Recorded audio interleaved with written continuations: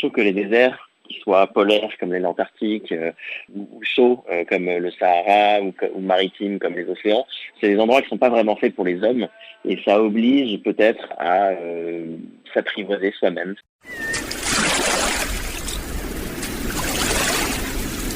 Podcast by Tendance Ouest.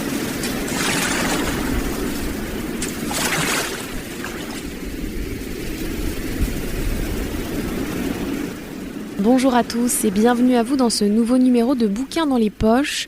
51 jours seul en Antarctique, c'est l'incroyable aventure vécue par Mathieu Torder, ce jeune explorateur originaire de Seine-Maritime. Dans son livre Le Continent blanc, paru aux éditions Robert Laffont, il raconte son expédition au pôle Sud, un voyage qu'il a effectué en solitaire, sans ravitaillement et sans assistance, ce qui fait d'ailleurs de lui aujourd'hui le plus jeune au monde et le premier Français à avoir accompli cet exploit. Bonjour Mathieu Torder, merci d'avoir accepté notre invitation. Comme je l'expliquais, vous avez décidé donc en novembre 2018 de rallier le pôle Sud en solitaire, sans assistance et sans ravitaillement, dans des conditions extrêmes. Qu'est-ce qui vous a poussé à réaliser cette incroyable aventure ? Quel a été le déclic ? Je crois qu'il y a eu deux motivations. Moi, je suis parti, comme vous le disiez, en novembre 2018 pour cette expédition en Antarctique pour deux raisons. La première, c'est que moi, j'étais fasciné par ce grand continent qu'est l'Antarctique. C'est un continent qui fait 28 fois la taille de la France, dans lequel il n'y a jamais eu d'humains, d'hommes de manière autochtone, présents de manière autochtone, c'est-à-dire qu'il n'y a jamais eu d'humains qui sont nés là-bas, si on exclut les femmes enceintes qui étaient envoyées par l'Argentine pour revendiquer des territoires là-bas, mais l'homme n'a jamais été établi en Antarctique, et pour moi c'était un peu la dernière frontière sur Terre, et j'étais fasciné par l'Antarctique. Je voulais vraiment vivre et connaître ce continent de mes propres yeux pour sortir des récits, des documentaires que j'avais pu voir sur le continent blanc. Et la deuxième motivation, elle est un peu plus personnelle et intérieure, c'est que je voulais connaître la solitude sur une longue durée. Donc je voulais en fait me confronter à ce qu'était la solitude. Je trouvais que c'était une forme de luxe aujourd'hui que d'avoir autant de temps pour soi et rien que pour soi, sans rendez-vous, sans notification, sans téléphone. Je trouvais que c'était un beau cadeau que je pouvais me faire à l'âge de 26 ans que de s'offrir 50 jours pour soi. Dans votre ouvrage, on ressent votre besoin de solitude. Pourquoi cette envie d'être seul ? C'est vrai que la solitude, a priori, c'est quelque chose qu'on fuit.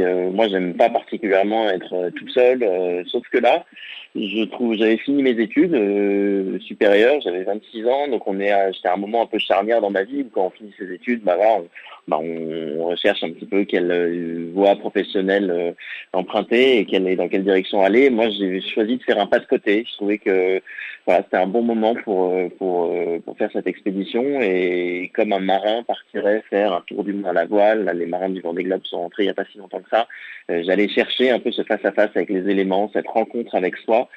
C'était une recherche un peu de meilleure connaissance de soi, quelque chose qu'on ne fait peut-être plus du tout aujourd'hui. Moi, ça m'était jamais arrivé de me retrouver seul aussi longtemps. Je trouvais que c'était un moment enrichissant, et c'est vrai que si on m'avait proposé un coéquipier ou si quelqu'un m'avait dit je viens avec toi dans cette expédition, j'aurais refusé. Parce que vraiment, je voulais la vivre seule et connaître cette solitude pour mieux me connaître moi sur le plan personnel. Pourquoi cet amour pour le continent blanc, pour l'Antarctique ? C'est un peu difficile à expliquer parce que c'est vrai que l'Antarctique, c'est un continent qui est vide de tout. C'est-à-dire que le cœur de l'Antarctique, c'est un méga désert. Il n'y a pas d'animaux. Les seuls animaux en Antarctique, ils sont sur la côte du continent. C'est des baleines, c'est des manchots, c'est des oiseaux. Mais au cœur du continent, c'est un grand désert dans lequel il n'y a aucune faune, aucune flore.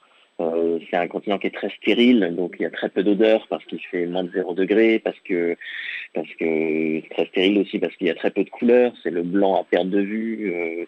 Et donc pourquoi cette fascination ? Je ne sais pas. C'est plutôt une fascination pour les déserts d'une manière générale. Je trouve que les déserts, qu'ils soient polaires comme l'Antarctique ou chauds comme le Sahara ou maritimes comme les océans, c'est des endroits qui ne sont pas vraiment faits pour les hommes, et ça oblige peut-être à s'apprivoiser soi-même, c'est-à-dire qu'on est en constante agression dans ces environnements-là, et donc il faut trouver des solutions pour s'adapter et puis se dépasser, et c'est des environnements où on redevient pleinement peut-être soi-même en se confrontant à la rudesse d'un désert. Donc moi, c'est au-delà de l'Antarctique, c'est plutôt les déserts qui me fascinent. 51 jours seul en Antarctique, c'est une aventure hors du commun. Alors comment vous y êtes-vous préparé ? Moi, la préparation, je réponds souvent en 2 temps à cette question. Je réponds d'abord 10 ans, parce que moi, ça fait 10 ans, mine de rien, que je fais des aventures et des expéditions. J'ai commencé juste après mon bac en partant traverser l'Europe à vélo jusqu'à Istanbul. Et puis après, une succession d'aventures sportives, une traversée de l'Atlantique à la voile en tant qu'équipier. Il y a eu un tour du monde en 4L pour promouvoir la microfinance pendant 1 an. Il y a eu une traversée du désert du Sahara en vélo électrique. J'en ai traversé aussi une partie en courant en participant au Marathon des Sables. Il y a eu une traversée de l'Europe encore à vélo, mais cette fois en course. Je me suis baladé aussi sur la plus haute chaîne de montagne, une des plus hautes chaînes de montagne qui s'appelle la chaîne de montagne du Karakoram entre la Chine et le Pakistan à vélo. Donc si vous voulez, il y a eu beaucoup d'expériences sportives itinérantes qui ont constitué une forme de préparation à la fois physique et psychologique pendant 10 ans. Et puis après, la préparation plus pragmatique, plus pratique, ça a été 2 ans de recherche de partenaires, de sponsors, d'entraînement polaire aussi, où moi je me suis beaucoup entraîné en Norvège, au Groenland, au Spitsberg, pour apprendre les bonnes techniques, les bonnes pratiques, les bons réflexes pour évoluer dans ces environnements polaires. Parfois je partais tout seul, mais c'était pas la majorité du temps. Habituellement je partais avec un guide qui était un professionnel en fait des mondes polaires et de la montagne et qui m'enseignait les bonnes pratiques pour pouvoir naviguer dans un whiteout qui est une espèce de grand brouillard blanc, pour monter sa tente dans du vent fort avec des moufles, apprendre à m'alimenter, etc. Donc la préparation elle a été longue sur ces 10 dernières années et elle a été plus rythmée, cadencée 2 ans avant de prendre le départ en 2018, novembre 2018.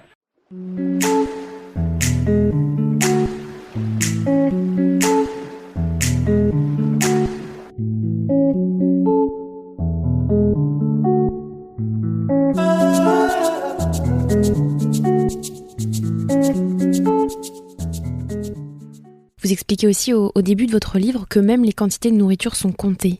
En fait, quand on part comme ça en Antarctique sans ravitaillement, c'est-à-dire sans dépôt de nourriture prédisposé sur l'itinéraire, donc du point de départ au point d'arrivée, il faut calculer minutieusement ce qu'on emmène. Et ça vaut pour la nourriture, ça vaut aussi pour l'équipement.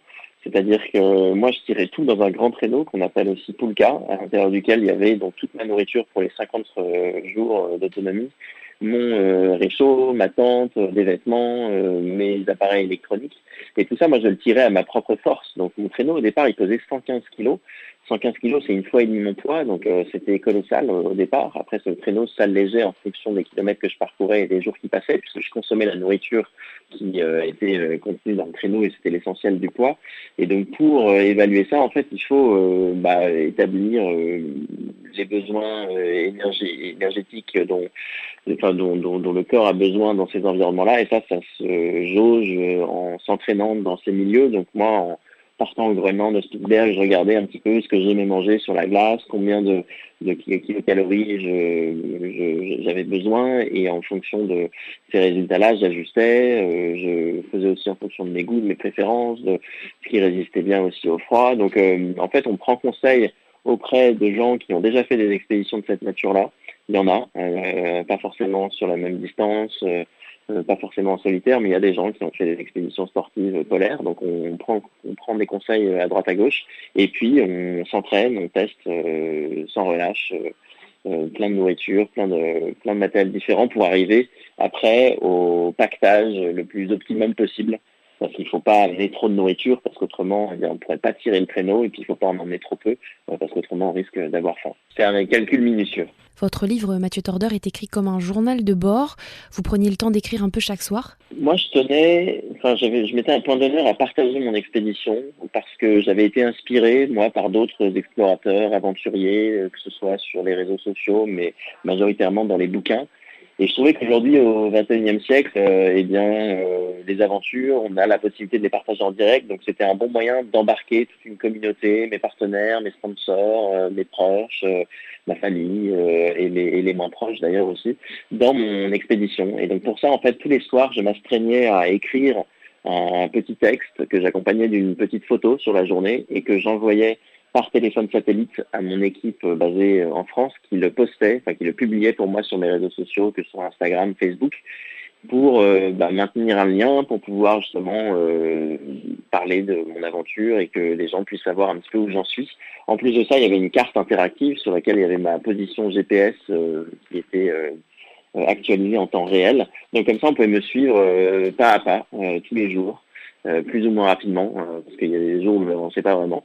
Et ça permettait justement aux gens peut-être de mieux connaître, de mieux comprendre ce qu'était le cœur de l'Antarctique et ce qu'était ce continent. Mais en général, c'est un continent assez exceptionnel qui n'appartient à personne et a fortiori à tout le monde. C'est protégé par un traité qui s'appelle le traité sur l'Antarctique et qui dit que c'est un continent dédié à la science et à la paix. Et donc moi, j'avais à cœur un petit peu de raconter l'endroit que je parcourais avec mes deux petits skis. À la lecture du Continent blanc, on comprend parfois que vous vivez des moments de doute, peut-être même d'angoisse. Vous le décrivez d'ailleurs parfaitement dans votre livre. Comment les avez-vous surmontés ? Qu'est-ce qui vous a motivé à poursuivre ? C'est vrai que quand on est tout seul dans ce grand désert face à cet objectif qui vous dépasse, parce que 51 jours, c'est quasiment 2 mois de marche, tout seul, livré à vous-même, il faut avoir, je crois, une sacrée envie d'atteindre ce pôle sud. Il faut que ça vienne de loin, il faut que ce soit un vrai rêve, il faut que ce soit un projet perso. Moi, c'était mon cas. Je me suis pas retrouvé là-bas de manière forcée, c'était quelque chose que j'avais choisi. Et donc, pour tenir, en fait, il faut se rappeler des raisons originelles qui vous ont poussé à entreprendre ce projet au départ. C'est-à-dire que, et d'ailleurs ça avait été tout fait par le parrain de mon expédition qui s'appelle Jean-Louis Etienne, qui est un explorateur polaire français qui a vécu un tas d'expéditions en Arctique et en Antarctique, qui est aussi un grand défenseur du climat et de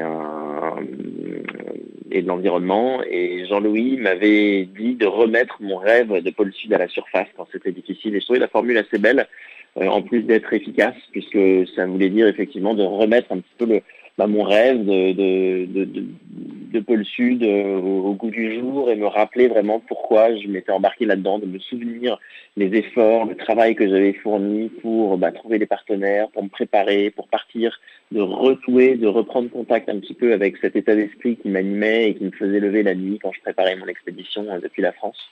Et donc ça aide à tenir, de se rappeler de ça. Et puis autrement, on essaye de se dire que voilà, les mauvais moments, l'inconfort, la douleur, la lassitude, c'est des choses qui passent avec le temps, que tout ça est temporaire et que ça va passer. Et on essaye de se raccrocher au positif, se raccrocher à ce qui va, essayer de se fixer des petits objectifs, de contrôler ce qu'on peut contrôler, c'est-à-dire que ça sert à rien de dépenser trop d'énergie ou de s'énerver contre le vent, contre la neige molle, contre le whiteout, parce que c'est des choses sur lesquelles on ne pourra avoir aucune influence.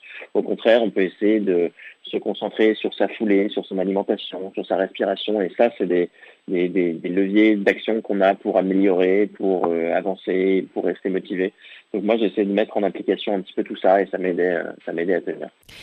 Au cours de votre périple, vous êtes parfois confronté à des surprises de la nature. Notamment, vous racontez une fois vous être blessé dans un trou recouvert par de la neige. Vous vous étiez préparé à tous ces imprévus naturels ?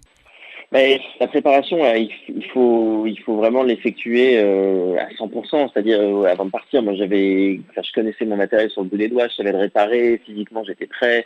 La logistique était bien huilée. Si jamais moi je me blessais ou que j'étais en danger, je pouvais faire appel à une base arrière qui disposait d'avions à hélice qui pouvaient potentiellement venir me chercher sur ma position GPS, si les conditions d'atterrissage étaient correctes. Il y avait un médecin aussi basé sur la côte du continent antarctique que je pouvais solliciter par téléphone. Donc il y avait quand même des filets de sécurité, il y avait des plans B.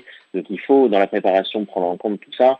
Mais après, et d'ailleurs c'est Paul Victor, un autre explorateur polaire qui disait ça, il disait dans l'aventure, il ne faut rien laisser à l'imprévu, mais tout est imprévisible. Et c'est vrai, quoi, il faut vraiment tout préparer, mais ça reste une aventure, et une aventure, par définition, c'est des choses qu'on ne peut pas forcément prévoir. Donc il faut accepter cette part d'inconnu, il faut mitiger le risque en emmenant du matériel en double comme des téléphones satellites, des boussoles, des GPS. Il faut prévoir son itinéraire, il faut prévoir son évacuation si jamais on est blessé, si jamais on est en danger. Et puis après, il faut aussi s'en remettre un petit peu à l'expérience et à la confiance en soi et en son matériel et à sa capacité à aller au bout. Et ça, c'est nourri par cette envie farouche d'avancer et d'atteindre ce pôle sud parce que c'était un rêve de gosse. Donc il faut se préparer et je pense que la préparation est très liée à l'expérience de ces mondes-là qu'on peut avoir. Moi, j'avais passé 50 jours dans les environnements polaires, donc je m'estimais capable d'affronter toutes les rigueurs du climat et du continent antarctique. L'un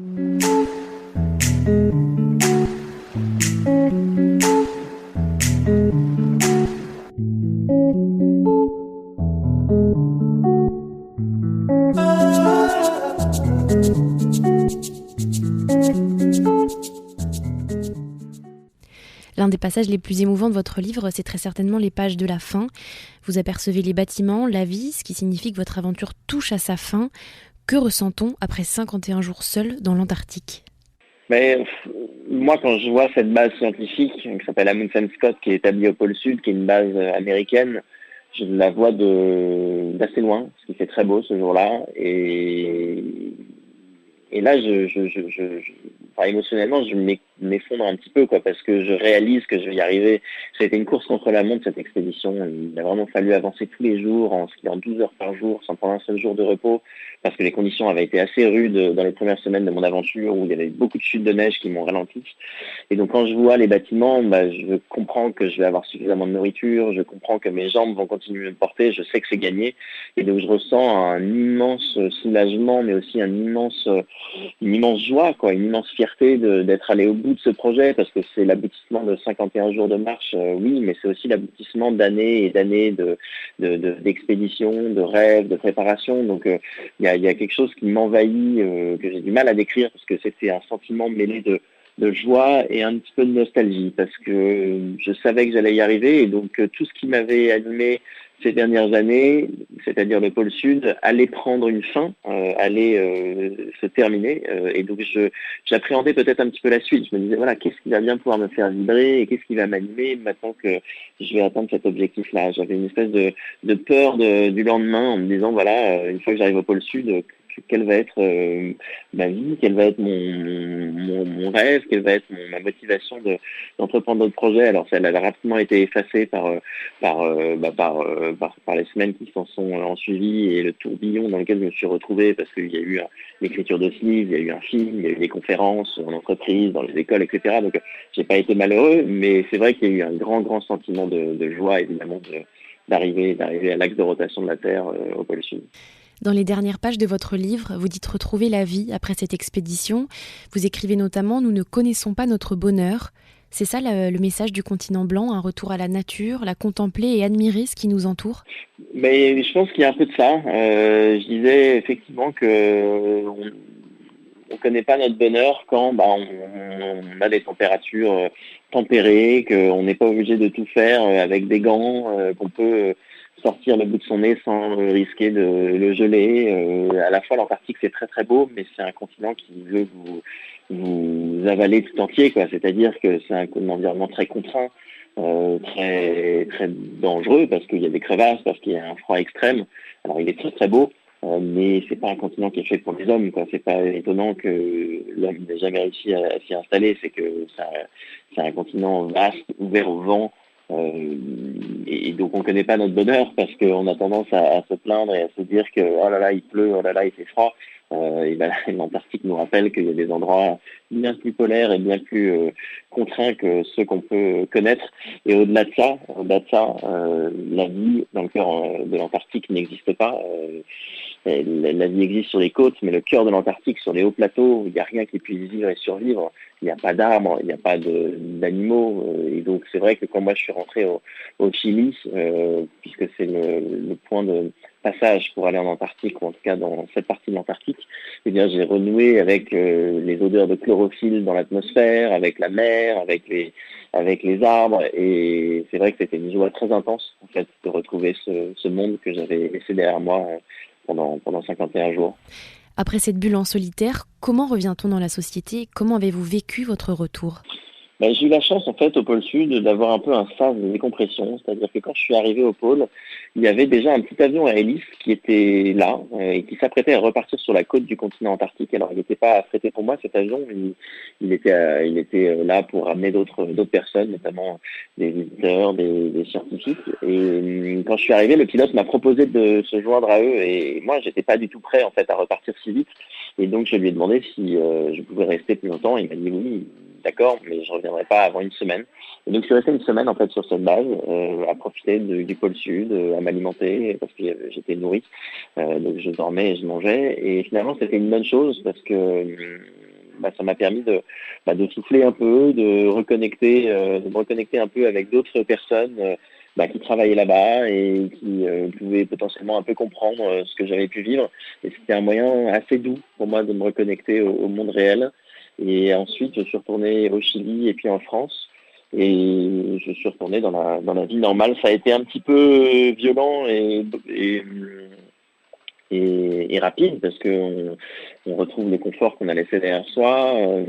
Mais finalement, on se réhabitue très très vite, quoi. C'est assez dingue de constater la vitesse avec laquelle on se réhabitue à une douche chaude, à un lit, à des vêtements, une paire de baskets, un jean. Voilà. Moi, ça n'a pas été trop difficile dans les semaines qu'on suivit parce que j'ai la chance d'avoir fait un métier de toutes ces aventures. C'est-à-dire qu'aujourd'hui, moi, je vis ces aventures et je les partage sous la forme de films, de livres, de conférences. Donc en fait, mon aventure n'a pas été terminée à partir du moment où je suis arrivé au pôle. Elle a continué de vivre et elle continue encore de vivre parce qu'on en parle encore aujourd'hui à travers ces différentes façons de raconter cette expédition. Et je prépare encore d'autres aventures. Donc là-dessus, le retour à la réalité n'a pas été trop difficile. On le voit à travers vos divers voyages et expéditions. Vous êtes un passionné d'aventure. Qu'est-ce que ça vous procure ? Moi, ce que je recherche dans ces aventures-là, c'est vivre des moments d'intensité. Je crois que ce qui m'a poussé un peu à entreprendre ces aventures-là, c'est la recherche du sentiment de se sentir vivant et de vivre intensément la vie. Et puis, au-delà de ça, c'est aussi de raconter des histoires, raconter des rencontres. Quand j'avais fait le tour du monde en 4L, on était allé à la rencontre de 50 micro-entrepreneurs. Il y avait tout un projet autour de la microfinance et l'idée était de rencontrer ces porteurs de projets et de faire la promotion du microcrédit social et solidaire. On en avait fait un film et un livre aussi. Donc c'était un tour du monde géographique, mais aussi un tour des hommes et des gens qui font cette planète. Donc moi, je cherche à raconter des histoires. En partant en Antarctique, j'ai cherché à questionner la solitude. Et cette solitude, je la raconte effectivement dans ce livre et dans le film. Donc moi, je cherche ça. Je cherche des moments d'intensité et des histoires à raconter, parce que finalement, tout ce qu'on peut y trouver, tous les enseignements qu'on peut puiser dans ces aventures-là, ils sont d'une certaine façon un peu universels et très audibles par un public, qui soit écolier, qui soit étudiant, qui soit professionnel. Moi, je m'en rends bien compte dans les interventions que je peux donner dans ces différents milieux. Vous qui êtes passionné d'aventure, est-ce que vous pouvez nous révéler votre prochaine destination d'expédition ? Moi, j'aime bien les mondes polaires, donc c'est vrai que j'ai bien envie de me rediriger dans ces latitudes polaires. Après, rien de certain à l'horizon. Là, c'est vrai que la période qu'on connaît en ce moment est pas propice au voyage et aux expéditions, mais je le prends comme une opportunité. C'est-à-dire que mes prochaines aventures, elles vont être plus locales. Là, je me dirige dans quelques semaines dans les Alpes où je vais aller documenter avec une glaciologue et une autre petite équipe la fonte des glaciers alpins. On va reproduire un itinéraire en ski de randonnée entre Chamonix et Zermatt en Suisse. Et l'idée, c'est de faire parler ces glaciers. Et puis, c'est aussi de dire qu'on n'est pas obligé d'aller en Antarctique ou au pôle Sud pour vivre des aventures. On peut tout à fait éprouver des sentiments d'accomplissement dans nos belles Alpes, dans les montagnes. Et donc, on va se diriger dans ce coin dans les prochaines semaines et on va en faire un film documentaire pour Ushuaïa TV. Donc, les aventures seront alpines. Voilà. Merci Mathieu Torder pour vos mots et pour s'évader en cette période compliquée. Je rappelle le nom de votre ouvrage, Le Continent Blanc, publié aux éditions Robert Laffont. À bientôt. À bientôt, au revoir. Podcast by Tendance Ouest. Podcast by Tendance Ouest. Podcast by Tendance Ouest.